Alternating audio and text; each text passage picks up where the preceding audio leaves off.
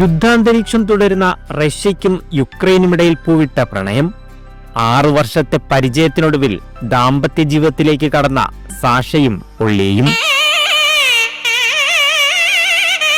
യുക്രൈനിലെ കീവ് സ്വദേശിയായ സാഷ, റഷ്യയിലെ മോസ്കോ സ്വദേശിനിയായ ഉള്ളിയ പലപ്പോഴായി അമൃതപുരിയിലെത്തിയ ഇരുവരും തമ്മിൽ പരിചയപ്പെട്ടു.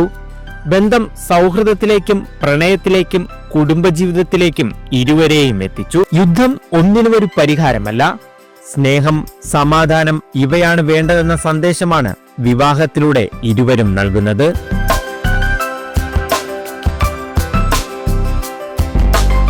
കേരളത്തിലിരുന്ന റഷ്യയ്ക്കും യുക്രൈനുമിടയിൽ സമാധാനം പുലരുന്ന ദിനം സ്വപ്നം കാണുകയാണ് ഇരുവരും.